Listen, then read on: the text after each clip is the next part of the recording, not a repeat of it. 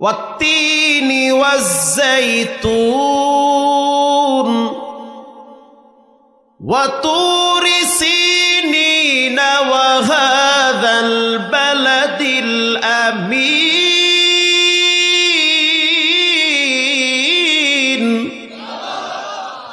আল্লাহ রাব্বুল আলামিন বলেন, 3 ফলের কসম।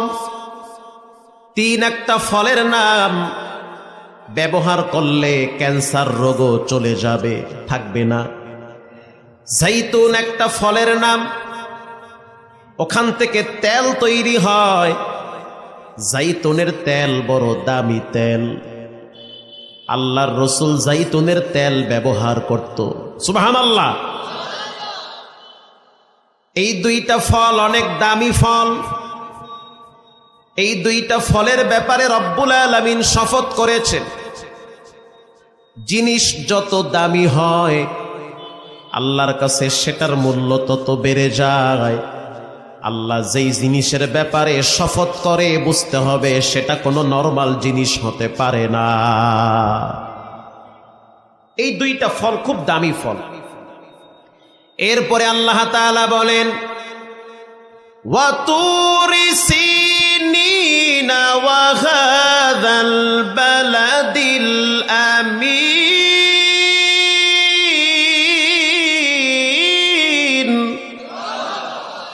গর্ব সূরা আদমি ইনসাবুদে আহমদ বু জাহালো হামনে কে সাবুদে।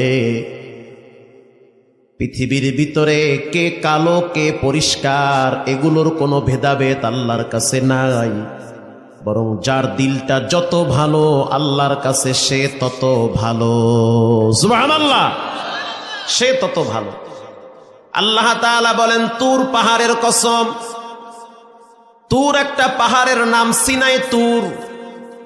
যেই পাহাড়ে দাঁড়াইয়া একজন নবী বিনা পর্দায় কথা বলেছেন তিনি হলো পয়গম্বর মুসা আলাইহিস সালাম।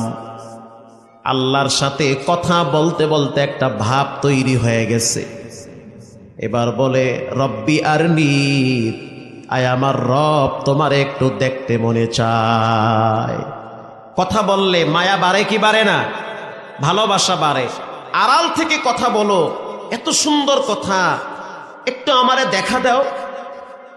আল্লাহ রাব্বুল আলামিন বলেন, লাং তারানি, মুসা তোমার চর্ম চোখ দিয়ে আমি আল্লাহরে দেখতে পারবা না।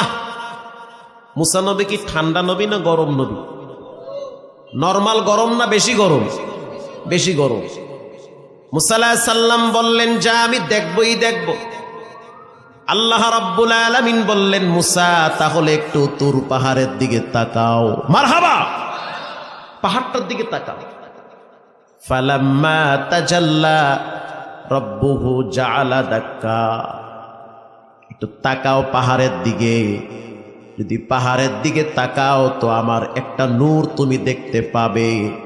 70,000 নূরের পর্দা ভেদ করে আল্লাহ পাকের একটু নূর পাহাড়ে আল্লাহ ছেড়ে দিয়েছে। মুসা আলাইহিস সালাম তাকাবার সাথে সাথে বেহুশ হয়ে গেছে। পুরা পাহাড়ে আগুন ধরে গেছে। আল্লাহু আকবার।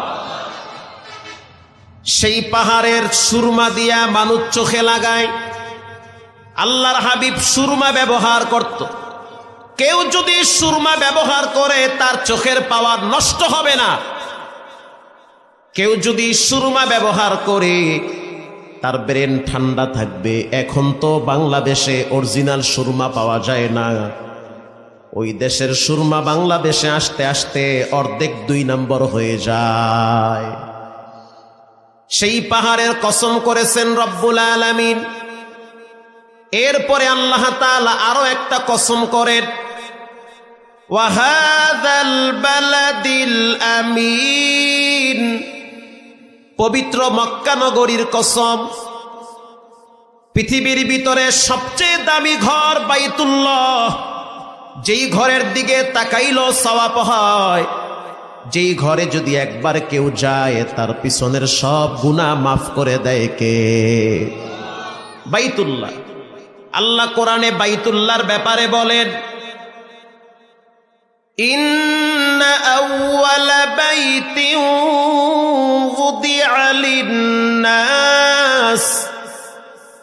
লাল্লাযী বিবাক্কাতা মুবারাকান ওয়া হুদাল লিল আলামিন।